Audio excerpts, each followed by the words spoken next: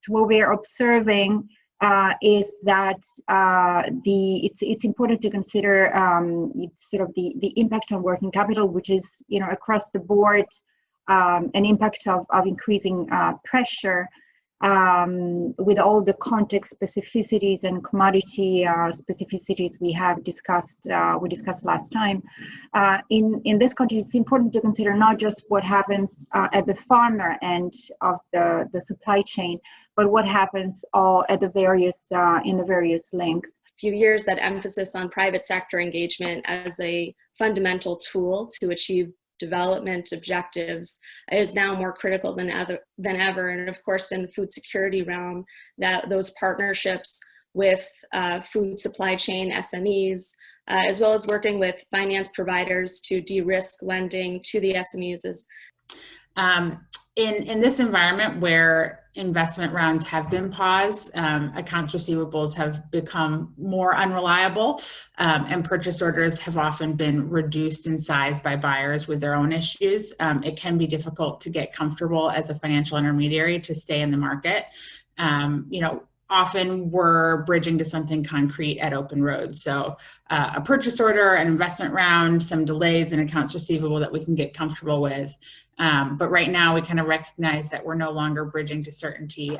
We're kind of bridging to Jello.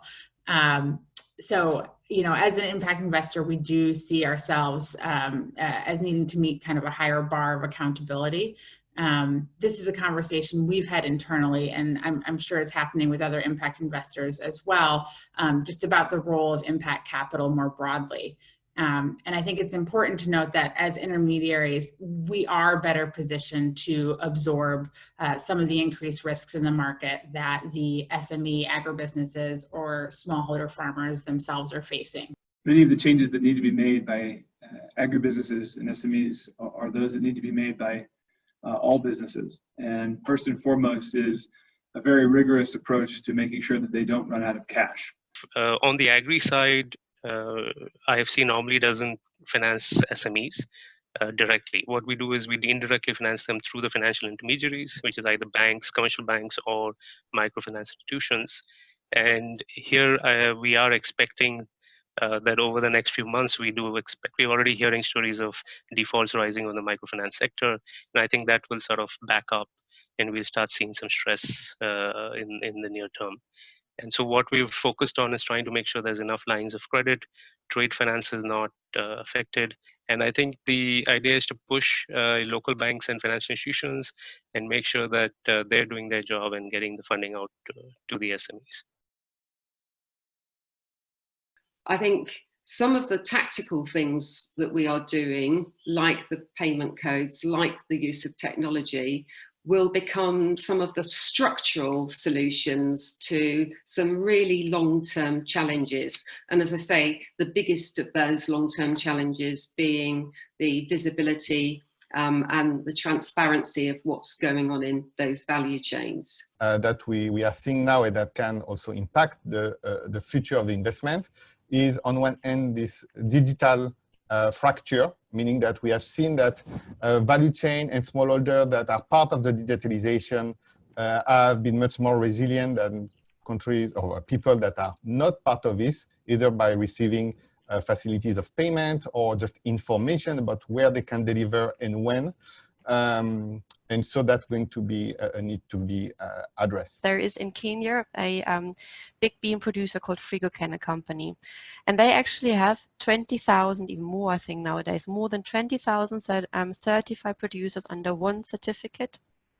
They manage that, and these producers produce beans on 0.1 hectare. So you have 20,000 small farmers producing on 0.1 hectare beans which are Global Gap certified. So you can see if you build up a system, you need a support system, yes, fair enough, but if you build up a system, you can very much manage risking your supply chain also with small farmers, because what they need help with is probably documentation, a little bit maybe also when it comes to pesticides, but the farming practices itself they're well capable of. The big thing for us is the role that technology can play in that, in helping connect us to those smallholders and those communities. And indeed, some of the work that we do in terms of managing long-term contracts. It's cliche, well, technology is changing everything. Well, it really is, from both an infrastructure and a content across the agricultural space in the developing markets. Wherever you go, there are smartphones, a ton of payments. All the whiz-bang toys like blockchain. We see this now, whereas we didn't used to. We think that the crisis is will accelerate all of this. And then the other surprise to many politicians was that our food systems are anyway formalizing and modernizing, because isn't that what happened in America and Europe? But just recently, in the last Agri report, led by Tom Reardon, gives a very in-depth analysis of how what he calls the hidden middle, it used to be called the missing middle, but it's these small and middle enterprises that really are growing rapidly, intensifying, getting food from the smallholders who produce it, transporting it, processing it, retailing it, and getting it to the consumers. So this is really where the action is. And the smallholders can do e-commerce, and I think we need to find a way to promote that more. So where you have strong associations which are genuinely cooperatives, associations which are genuinely representing their members' interests, that can be an excellent way to access people. But I also think with internet now in Kenya, where I live, pretty much everyone has, who is running these enterprises has got at least a high school education. Many of them have smartphones, many of them are on the internet. So I think most of them are on WhatsApp. So I think there are emerging opportunities to reaching people directly, business to business, through modern ICT. There is an opportunity here, as much as there is, of course, so much that is challenging. But to change the way that you are positioned within the market. And so what we are seeing is many distribution businesses that were just B2B are opening up and considering how can they directly serve the consumer market. So the internet-based platform really helped to shorten the supply chain. So now the smallholder producers and urban consumers can be connected directly. For example, here I'm sitting here in China Agricultural University. I live on campus. Campus has lots of professors, faculty members here. So what they do is, so they use WeChat, to form a friend group to order food from, let's say the certain production community. So there's a new contract, to make sure that the food will be delivered from, let's say, a village who produces food to the urban centers here in Beijing. So that really helped to solve the problem, to shorten the supply chain, to cut a lot of intermediaries. And I thought that's quite a big innovation, not just a technological innovation, but also institutional innovation. So they begin to find out the contract farming actually works, but in a new meaning, new sense. We are seeing quite a number of the businesses testing out new distribution models. So yeah, building on what Chris was talking about from Twiga, we are seeing that. So more home deliveries, more tech-enabled solutions in terms of reaching customers, and more last mile distribution, which from an impact and sort of reaching low-income areas and more remote areas, we're actually quite excited about. A lot of the businesses, of course, those that can, are putting in place some community outreach programs, whether that's giving away some of their end products for free to those who have become food insecure as a result of the crisis. And those that are very engaged with their communities, particularly kind of forestry businesses, are really using that community engagement as a means to make sure that they are raising awareness of health and sanitation measures that need to be put in place, spreading the message about kind of... And hence there has been a shift from the traditional supply chain to this more digitally enabled startup supply chain that has been building a few years in the making, but is suddenly having its moment. It's not necessarily what I expected. We always knew digitization was going to accelerate. it seems like this is an incredible catalyst. What I want to suggest is that in investing in smallholder agriculture and investing in commercial agriculture in Africa or in other regions, and I was very happy to hear Maximo speak about the specifics of small island states. It is vital that capital providers understand the importance of proximity and depth of knowledge. Knowledge capital is perhaps the most important part of any investment process. We need evidence-based decision. CASA is undertaking a rapid market assessment to get the exact information on the ground on how the pandemic is affecting agribusinesses, affecting agri-investors, what opportunities are there. And we've started, across the 3 countries, conducting these assessments that will be able to give us some data and analytics that will get us some more evidence-making decision. A lot of this will be looking at how do we support agribusinesses to survive, recover, respond, and thrive. Investors found that one of the top 3 barriers for them to invest in SMEs, agri-SMEs and smallholder farmers were low productivity and low quality. And that ultimately means low compliance or poor compliance with food safety standards. So that's a key investment barrier.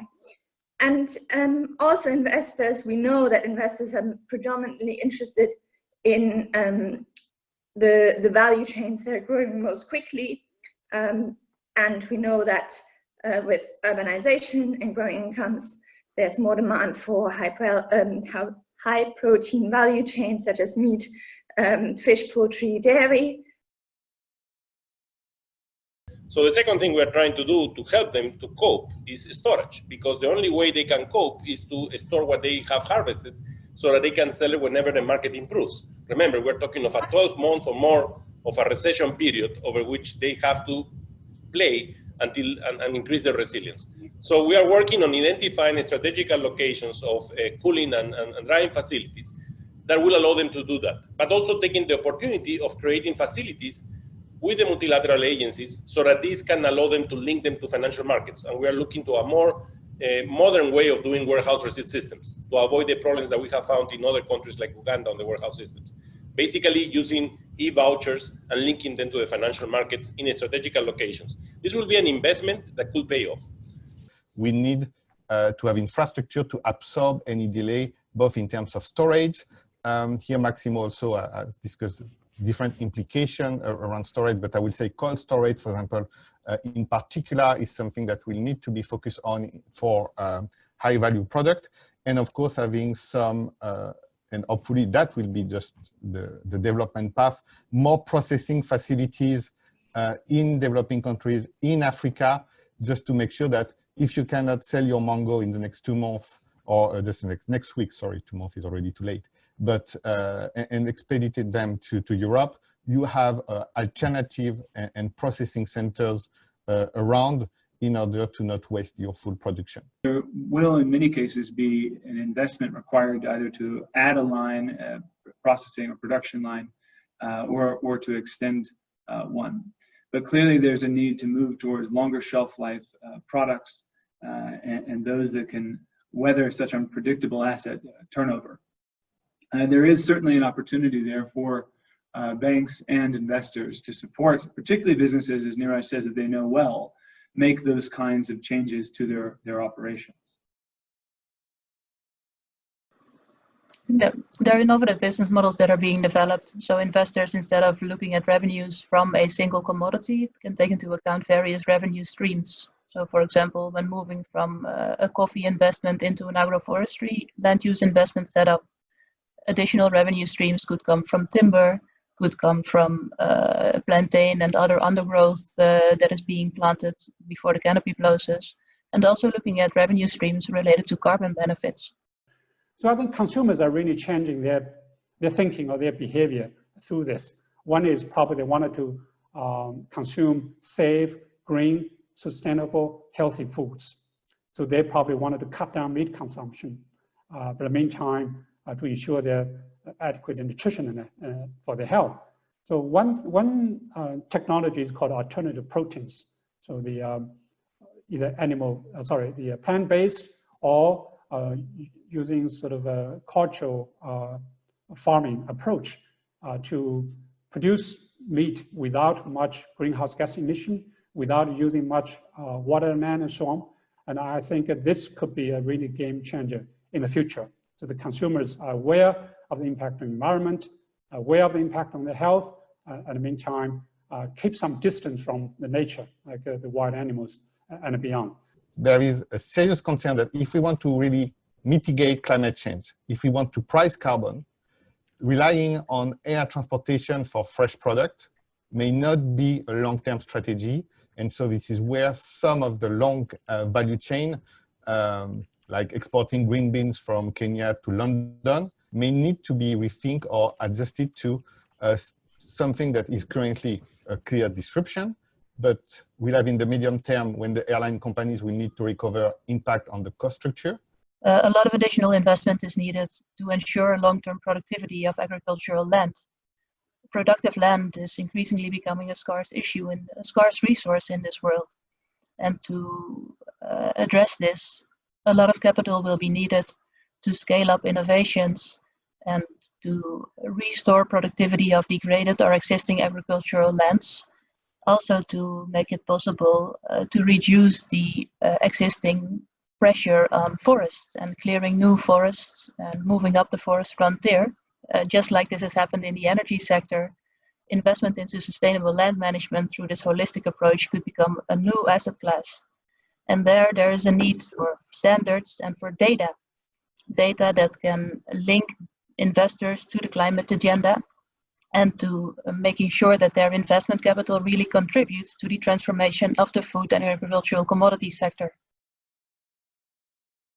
A very globalized, mechanized value chain have continued to operate when in some case the local value chain from bringing your milk from your farm to the dairy processing center that is closed is not operating.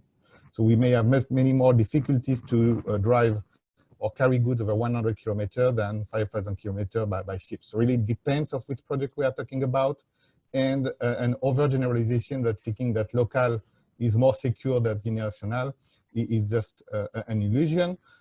Just think also about the locust crisis. If your country is currently facing this type of shock, you are pretty happy to trade with your partners, and your partners can be next door or farther away. So I really think that the resilience of the food system and the different value chain are going to be about the diversity, and going all local will be as ridiculous as going all global, both from a cost perspective, sustainability perspective, but also risk management.